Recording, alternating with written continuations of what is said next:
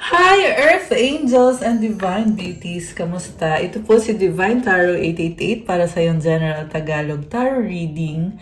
Love message para sa araw na to. So, tingnan natin ang energies connected sa'yo ngayon sa love life mo. At general reading po ito, kaya hindi po sa lahat magre-resonate. Okay, may person dito na nagsustok sa'yo. Hindi siya mapakali kasi attracted sa'yo itong taong to una sa lahat. Nagkaroon kayo ng relationship or ng connection in the past at naputol yung connection ninyo na yon. Tapos ngayon, gusto niya bumalik sa buhay mo. Okay? So, sinustok ka niya pero hindi niya alam ang gagawin.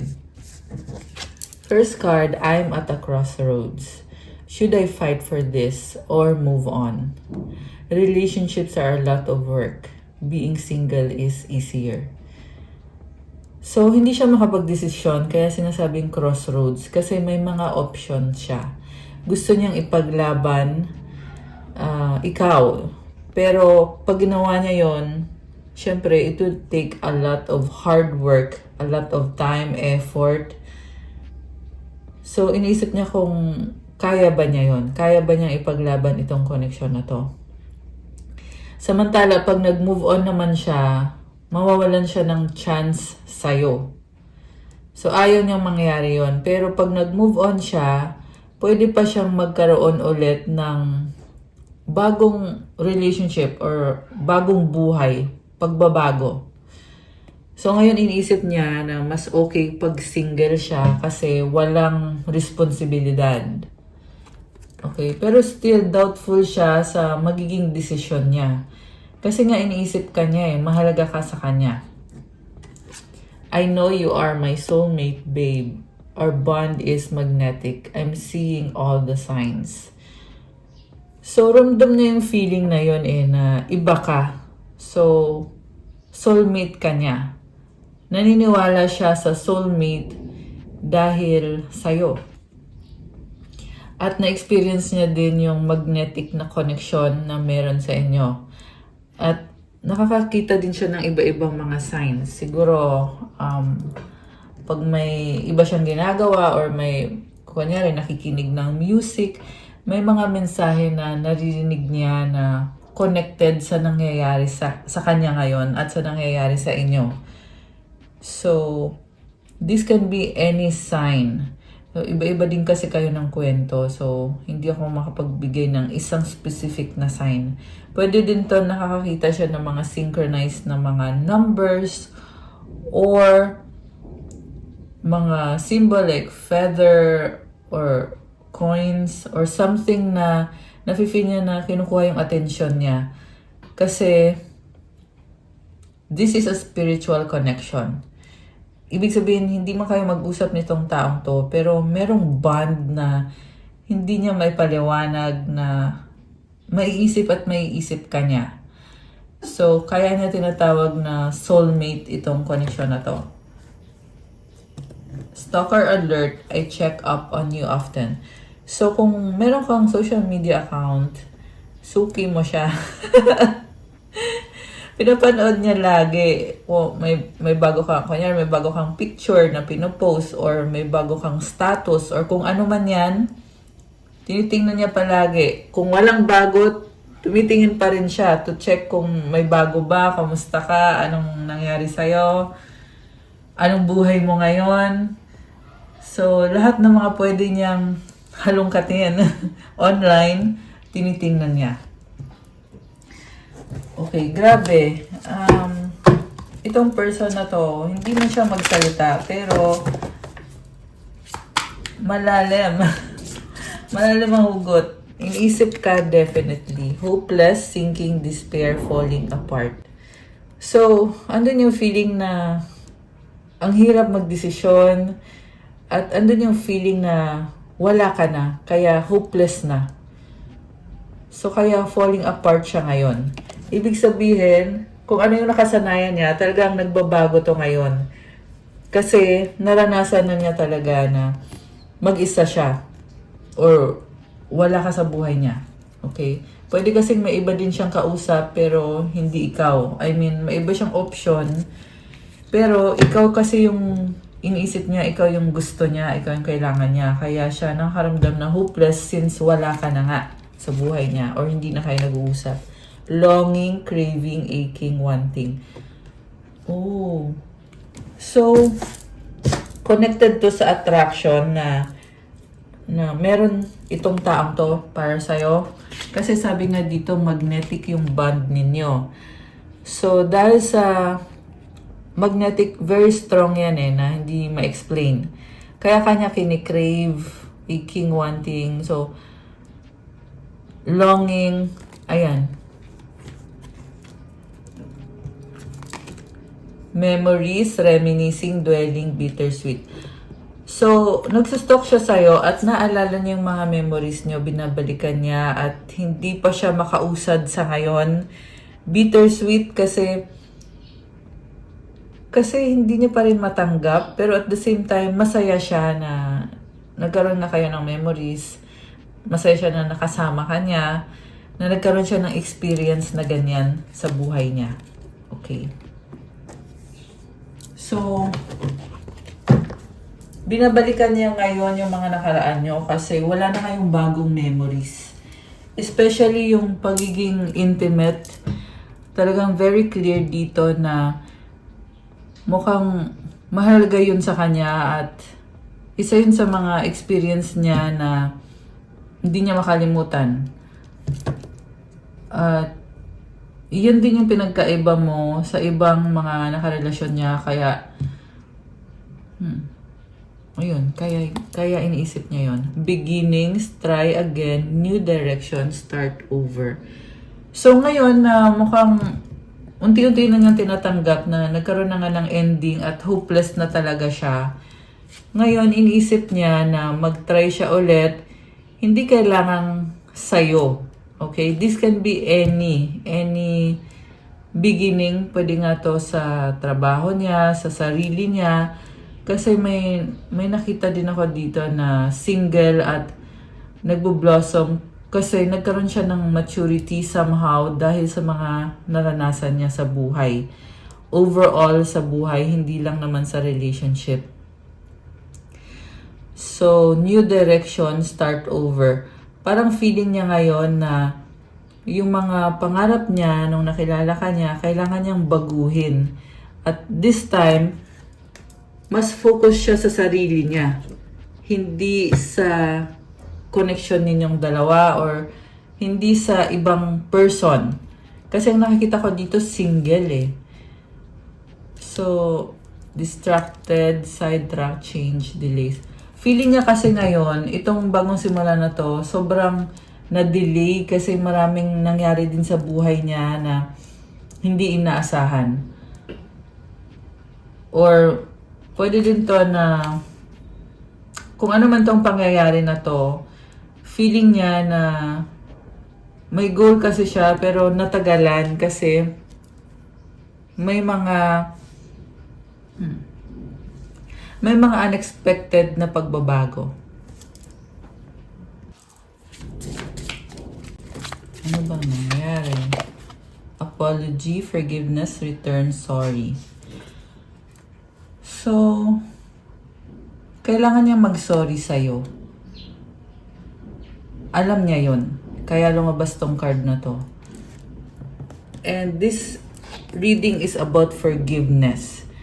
Ibig sabihin dito mo makikita na kahit gaano ka pangit yung mga nangyari sa inyo sa past, pero pag merong forgiveness, nagkakaroon ka ng lessons at nagmamature ka din, nag-grow ka din, na-realize mo na hindi kailangan mag-hold ng grudge or hindi kailangan magalit. But forgiveness kasi hindi mo makontrol yung mga bagay-bagay kahit sabihin na natin na may expectation ka dito sa taong to. Siya may expectation din siya sa'yo na hindi nyo iiwan ang isa't isa. Pero hindi nangyari yung mga expectation nyo. So, parang ano lang to, out of respect and love na din naman, na nafe-feel niya na, ayun, kailangan ng forgiveness sa connection ninyo. And yung return, gusto niya mangyari itong return and yung sorry. Pero, ibang usapan naman kasi kung kaya ka bang harapin itong taong to? Kaya ba niyang magsabi ng sorry sa'yo? Pero tingnan natin guys ha. Kasi sa ngayon sa nakikita ko, gustuhin man niyang mag-sorry, pero may iba din kasi na kumukuha ng atensyon niya. Kaya nga sabi, distracted eh. And I feel na it's a karmic connection na pinipigilan siya na huwag kang mag-sorry kay ganito, ganyan. Huwag mong kausapin si ganito, ganyan. Huwag mong pansinin yan, iwanan mo na yan. May nagsasabi sa kanya ng ganon. So, siya naman, parang, I'm hearing pinapasuggest na lang niya itong connection na to. And, I'm really seeing someone na toxic na nasa paligid nitong taong to na ayaw siyang bitawan na may ano sa kanya eh. Tingnan mo tong card na to. Oh. Ayan, parang nakahawak sa kanya. So, there is someone clingy na nag-o-obsess sa kanya na ayaw siyang bitawan.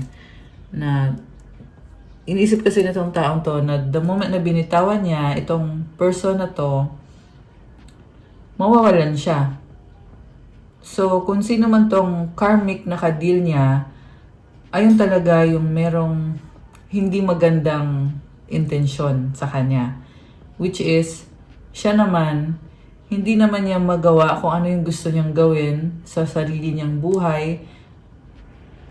Kahit na rin yung sa connection ninyo, hindi niya magawang mag-sorry.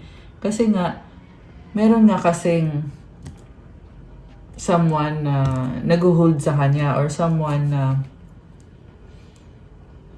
parang, I'm hearing threatened. Threatened siya eh. Or sinasabihan siya talaga na wag mong gawin to, wag mong papansinin yan. Hayaan mo siyang masaktan. Something like that. Possibilities, free-spirited, adventure, risk. So ngayon, para lang siyang nakokontento na iniisip niya na pwede naman siya mag-reach out sa'yo, pwede din namang hindi. So, andun lang siya ngayon. Parang nasa gitna. Nasa gitna siya eh. Sabi nga kanina, crossroads, di ba?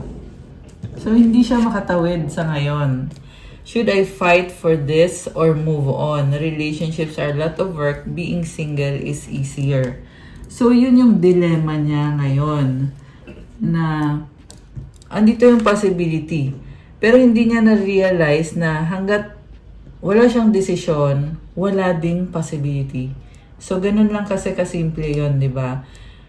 So, kailangan mo ding malaman yon na mukhang hopeless nga itong connection na to. Kasi since nasa gitna itong taong to at hindi siya makapag-desisyon, then definitely wala ding changes na mangyayari. Okay. Nakastuck eh, stagnant, ganun. Heart fog makes signals, block emotions, messed up. Grabe. So,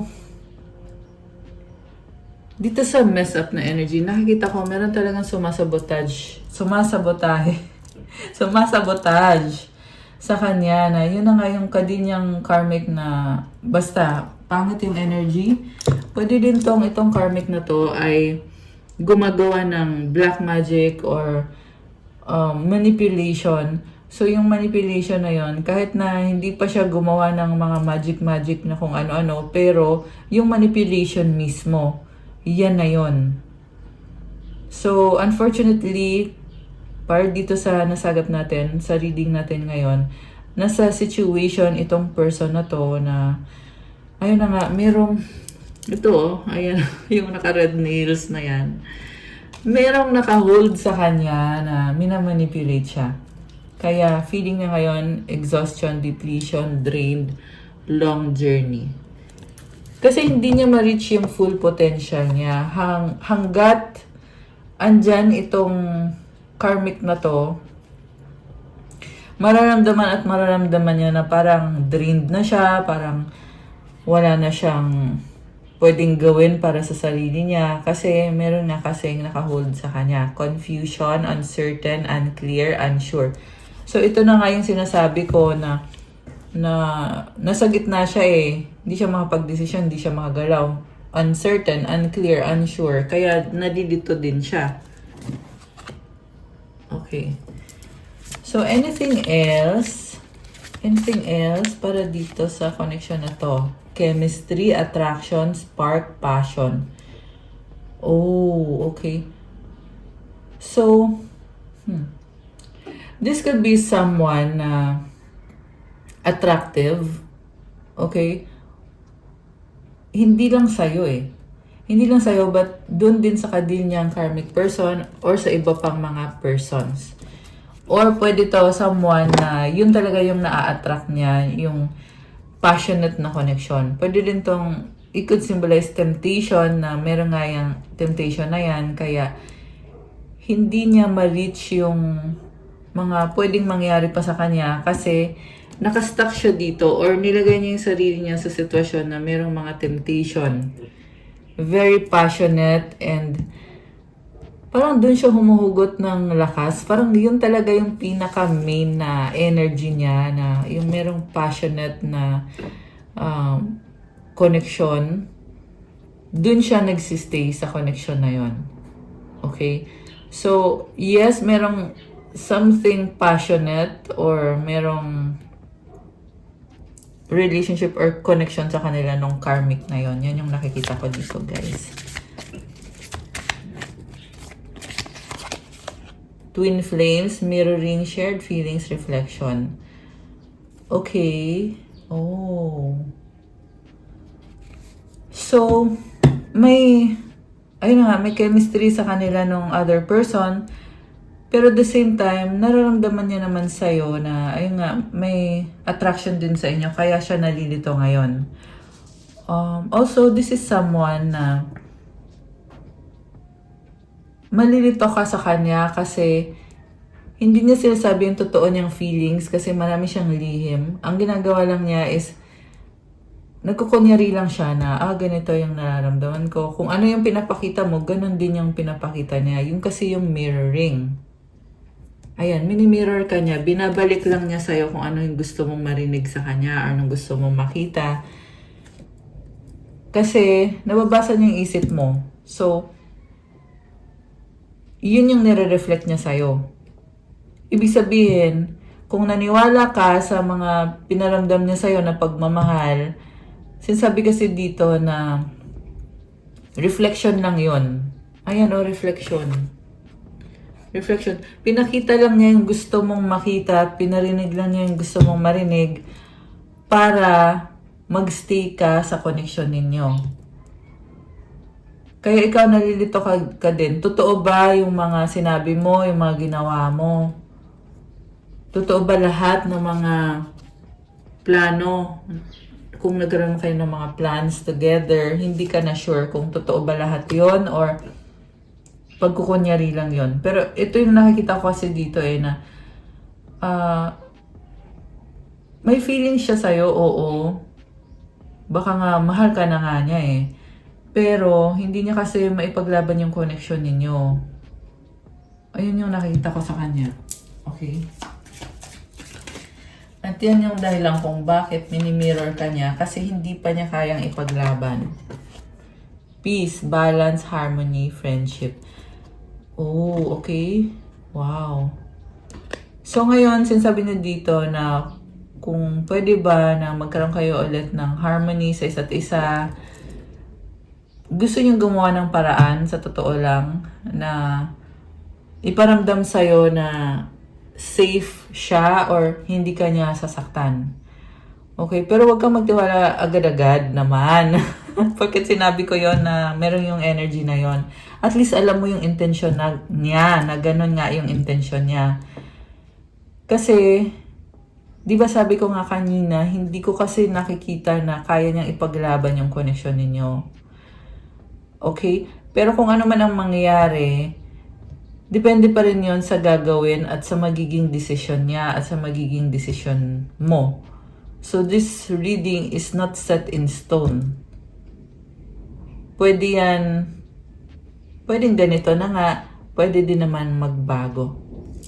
Ayan, guys. So cloudy judgment, illusions, unbalanced, distorted. Okay.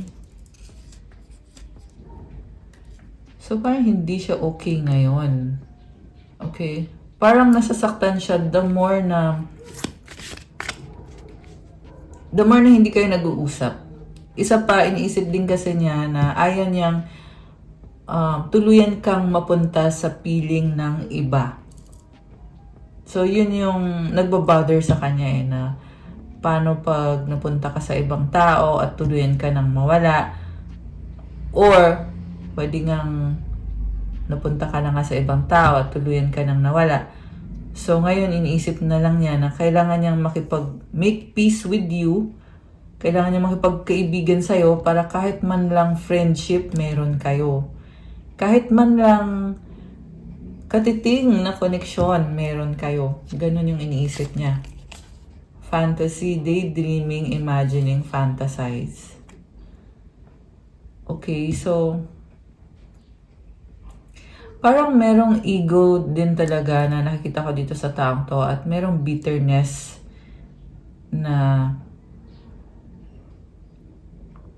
hindi pa kasi niya matanggap, lalo na yung iba sa inyo dito guys na may bago na kayong person. Okay, yung iba meron, yung iba wala.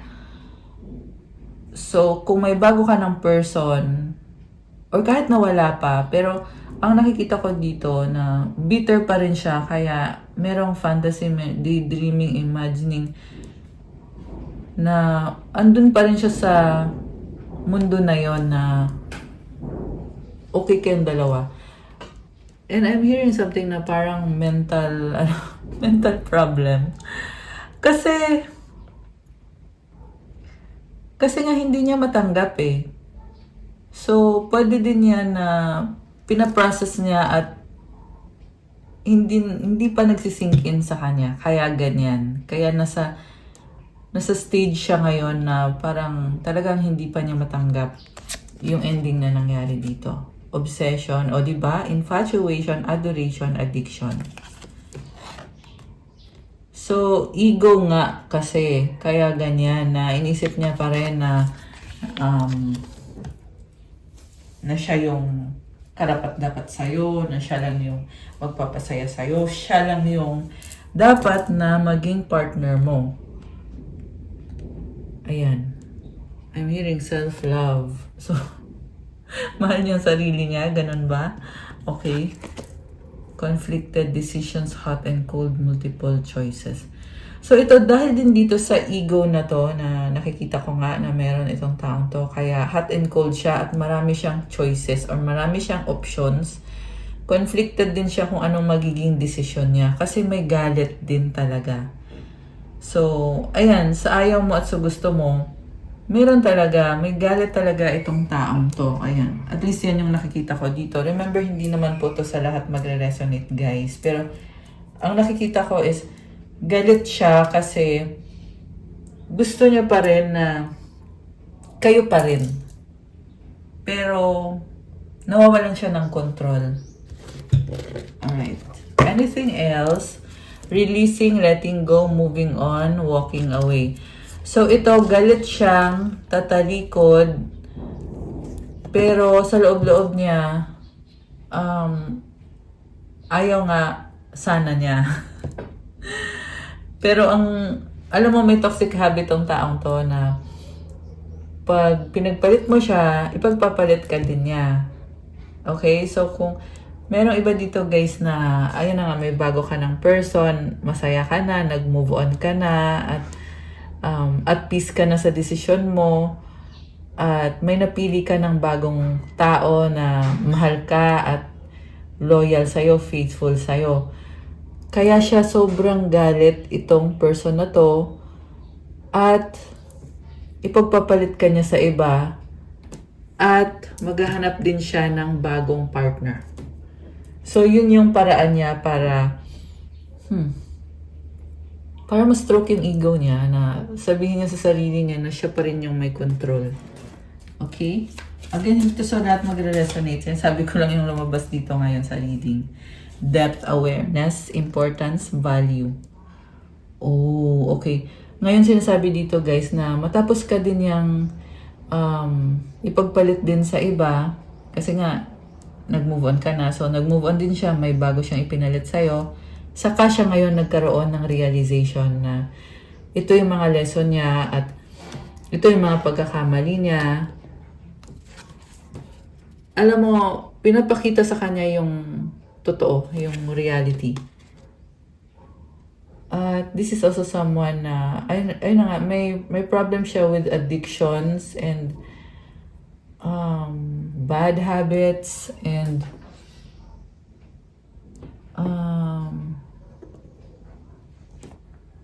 may mga bad relationship siya in the past eh. Ayun yung lumabas dito. Pero natututo naman siya. Okay, yan yung pinaka-final card dito na na-realize naman niya. Oh my gosh. Nagulat naman ako dito. So, ito kasi gustong lumabas eh. Sabi ko final card, diba? Tapos itong dalawa gustong lumabas. Sabi second chance, reconciliation, making amends, and opportunity. So, since nga natuto siya, kaya siya ngayon gusto niya mag-risk na magkaroon ng second chance sa inyo, na mag-reconcile kayo, or magkaroon man lang ng opportunity. Kasi nakikita ka niya as divine feminine. Okay, actually wala namang gender dito guys, pero ayan, take it how it resonates. Okay, again, general reading kasi. Pero ano nakita ko dito, nakita ka niya as someone na napaka-precious mo, napakaganda mo, you hold the divine feminine energy. So, gusto niya mag-risk para magkaroon ulit nitong divine feminine sa buhay niya. Ayan. Okay. Grabe ah. Intense. Sobrang intense yung reading na yun. Anong mga gusto niyang sabihin sa'yo na hindi niya masabi? Oh my gosh, I love you so much. Okay. Somehow, yung mga pinagdaanan niya ng mga ups and downs, roller coaster ride na nangyari sa kanya, made him realize na ito nga yung nararamdaman niya. Okay? Pero hindi ko sinasabi na porket ito yung nararamdaman niya ay tanggapin mo siya at iwanan mo yung person mo. Hindi naman ganon. Okay? Tinitingnan lang natin kung ano ngayon yung mensahe niya sa'yo. At ito kasi yung lumabas na mensahe niya. I need to sort things out first before I can come to you. Okay? I miss you. Ayan. So, mahal ka daw niya at namimiss ka daw niya pero hindi naman niya kayang ipaglaban or hindi niya kayang panindigan kung anong gusto niyang magkaroon kayo. Or kung anong relationship ang gusto niyang mangyari, hindi niya kayang ipaglaban sa ngayon. Iyan ang sabi dito. We were always meant to meet. It was written in the stars. Grabe. So, parang sinasabi na lang niya dito na hindi man kayo nagkatuluyan, hindi man kayo naging okay, pero yung mga nangyari sa inyo is nakatadhana yon. And I just saw 2002 mirroring, okay? Yeah, may iba dito na mag-soulmate kayo, mag-twin flame kayo ng taong kadil mo, pero hindi ibig sabihin nun na siya yung makakatuluyan mo. Ibig sabihin lang nun na meron nga kayong soul connection. Okay, pero depende kasi yan sa mga nangyari sa kanya, nangyari sa'yo, at sa mga gagawin niya, at sa mga gagawin mo. Ayun yung magiging basehan kung ano yung magiging future ninyo, o magiging destiny niyo sa relationship. So na, mahaba-haba na yung reading natin. Ang gusto kong tingnan ay yung mensahe naman ng mga angels mo para sa'yo. Kasi, tsaka yung mga energy na connected sa'yo. Tingnan natin. Napalapalike ko ng video kung nanonood pa rin kayo hanggang sa point na to. Comment kayo dyan. Kung nagre-resonate kayo. Kung hindi naman kayo interesado sa ganitong klase ng video, huwag nyo na pong panoorin. At yeah, comment din kayo kung bago lang ba kayo sa channel na to or kung kilala nyo na ba ako. Para masagat natin yung kwento ng buhay nyo sa mga readings natin na ganito. Oh, wow! May pa-wealth! O, diba? So, ito yung mga energies connected sa'yo ngayon. Comment, claim wealth. Ayan, happy New Year nga pala sa lahat. It's New Year, di ba? Bago pa rin ang taon. So, ayan, claim wealth. Comment nyo dyan. 10-10. It symbolizes growth. Leader. Oh, wow. You are a leader. Creativity. Wow. Meron dito influencer. Ayan, comment kayo dyan. Kasi ito mga influencer, mga vloggers dito. 1, 2, 3. Okay. Baka nakikita mo yung mga numbers na yon. So, it symbolizes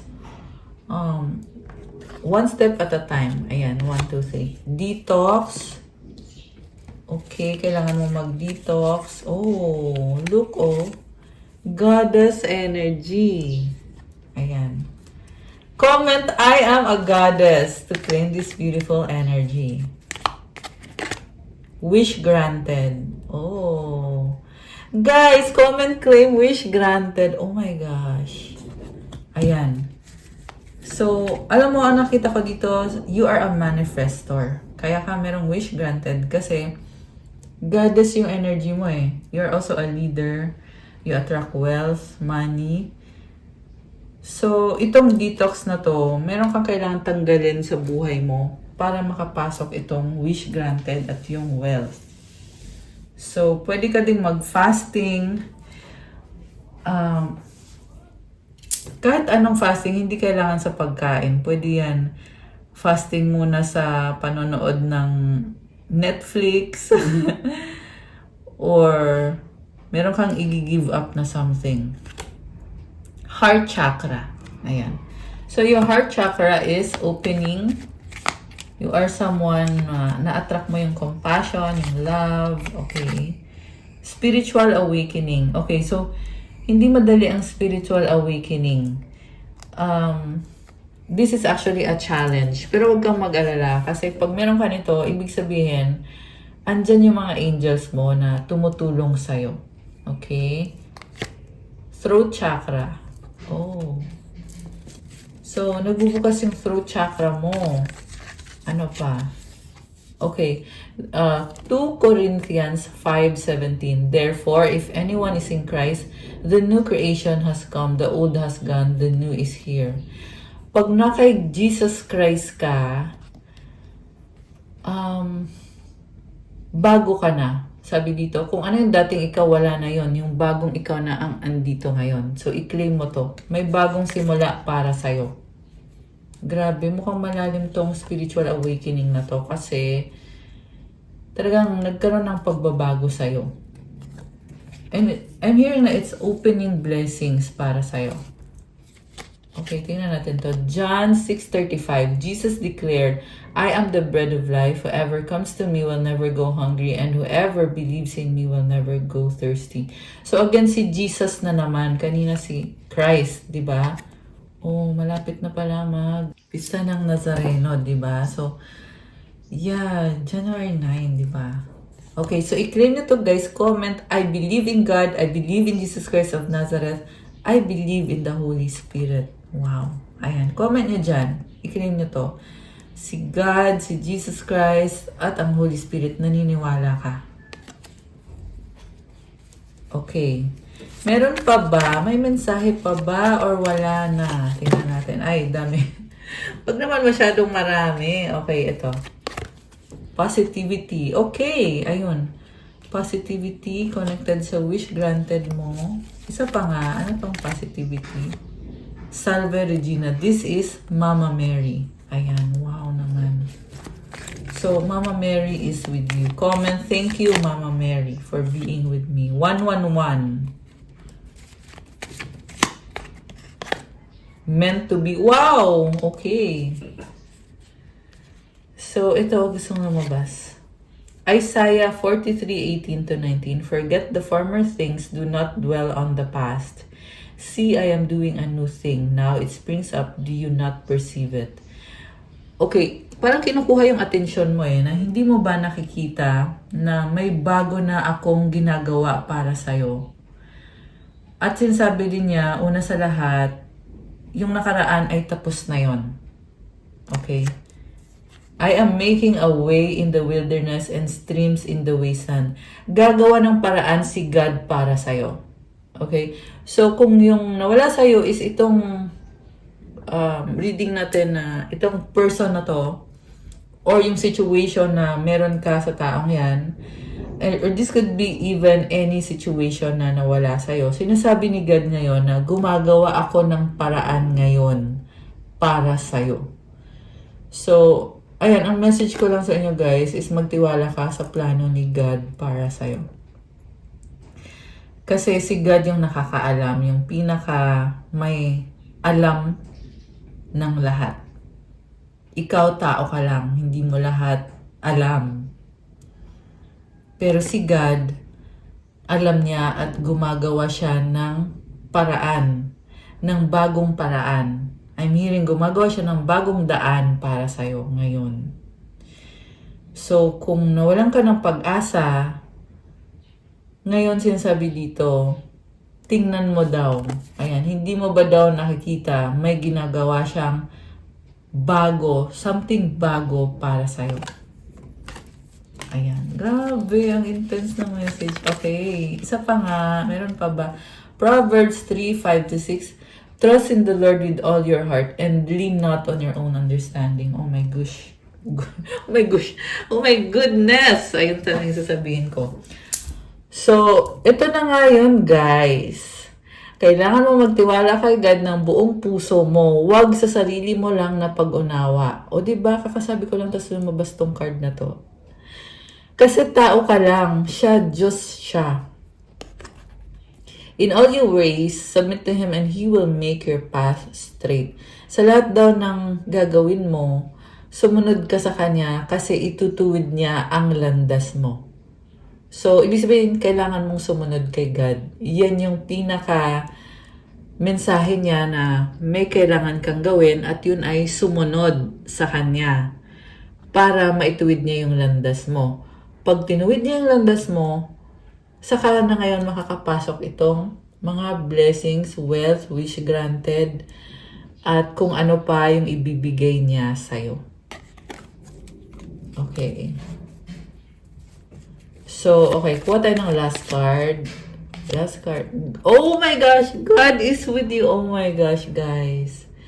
Comment, God is with me. Ayan. Okay, meron pa spiritual warrior. Okay, same lang to sa pagkakaroon ng spiritual awakening. 11:11. You are getting aligned. Okay? You know the truth. Okay? Kung ano man yung truth na yan, yung truth na yan ay it aligns you sa kung ano yung will ni God para sa'yo. 444, you are protected. Okay. Kind heart. Wow. You have a kind heart. Cleansing energy. Deep breathing. Wow. Trust God.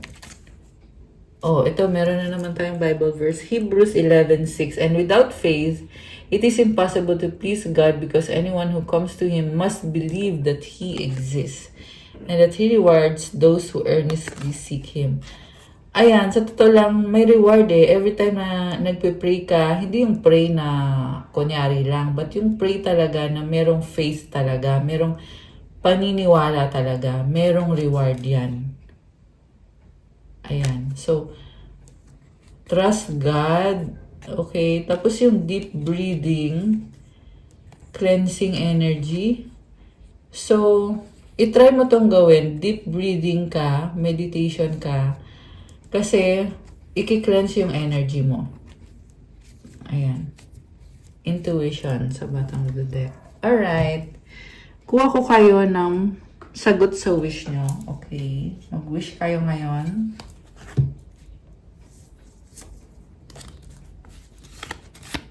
Okay. Isipin nyo na yung wish nyo.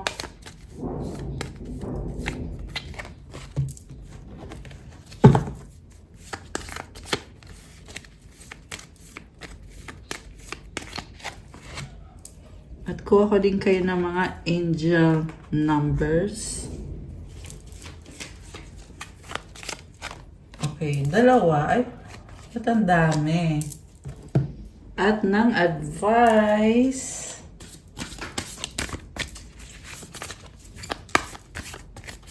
Okay.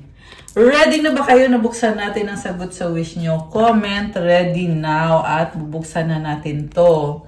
Pag hindi pa kayo ready, hindi natin bubuksan. Charot lang. Okay. So, eto na ha. Comment nyo na dyan. Ready. Comment ready. So, ang sagot sa wish mo ay... Oh, unlikely. Oh no, it's a no. At kung kailan mangyayari ang wish mo, not the right time. Oh my gosh. At ang advice sa'yo, opportunity. Oh, okay. Alam mo, nag-say no siya sa'yo sa isang sitwasyon na wini-wish mo kasi hindi pa tama yung panahon. Pero, meron namang kapalit na opportunity. So, ibig sabihin, kung ano man to guys, kung ano man tong winish ninyo, iset aside mo muna yan at dito ka muna mag-focus sa opportunity. So, kaya din sinasabi na magtiwala kay God. Kasi si God talaga yung magsasabi kung anong ibibigay niya sa'yo. Pwede tong, instead of yung wini-wish mo, ay magbibigay siya sa'yo ng maraming pera. Okay? Or opportunity na talagang ibang-iba. Ayun yung nakikita ko dito. Ayan, it's pouring out from the heavens. So, yung mga angel numbers, 1717, self-reliance. Time has come to rely on your knowledge, your wisdom, your ambition. You have an important soul mission and life purpose. Leaning on your inner strength will allow more of your path to unfold ahead.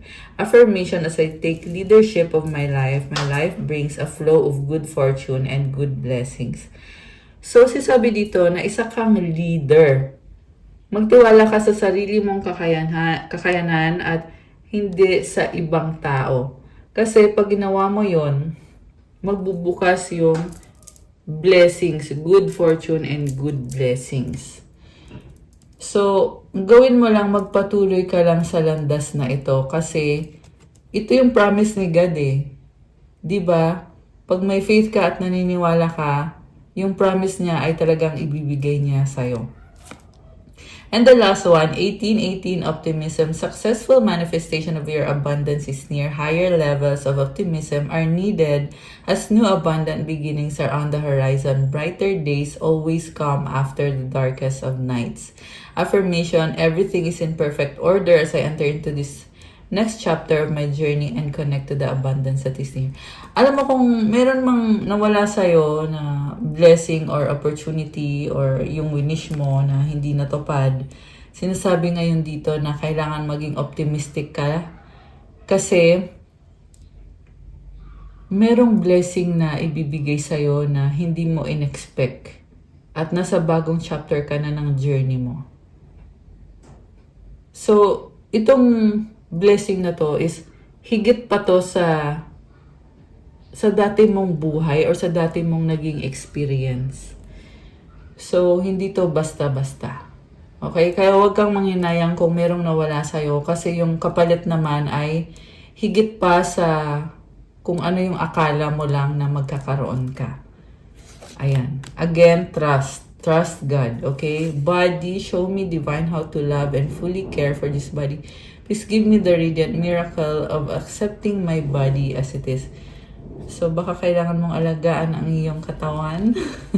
Physical body. Ayan. Okay, guys. That's all for our love message. Thank you for watching. Please like, comment, subscribe. Hit the notification bell. Kung kailangan yung ng gabay, pwede kayong magpa one-on-one private reading. message niyo ako sa Viber or sa WhatsApp. Nasa description box po yung contact details. May mga nag-message sa akin na namamahalan daw sila doon sa private reading ko. Kaya ngayon, since bagong taon naman, magbibigay ako ng exclusive offer for the month of January na 15% discount kung nakasubscribe ka sa channel na to. At 20% discount kung matagal ka nang nakasubscribe sa channel na to. So, ang gagawin mo lang is mag-screenshot ka na subscriber ka. Tapos, i-message mo sa akin kung, "Hi, Miss Angel or Miss Divine, bago lang ako sa channel mo, pa-avail ng 15% sa private reading." Tapos, isend mo yung screenshot. Or message ka na, "Matagal na ako sa channel mo, madam, at ito yung proof na subscriber mo ko, pa-avail ng 20% discount." Ganun lang kasimple. Last year, actually, nagpa-discount din ako, pero mukhang isang buwan lang din. So, ito ngayon, this is my New Year gift para sa mga divine beauties at sa mga earth angels. Siyempre, para dun sa mga nagre-resonate lang din sa mga reading. Kasi sa dulo ko na sinabi yung pa-promo natin para exclusive lang din to sa mga totoong viewers at subscribers natin. Ayan. Thank you again. I love you guys. Happy New Year ulit. God bless you. Stay safe. Mama, I hope na makatulong yung pa-discount natin. See you again soon. Bye!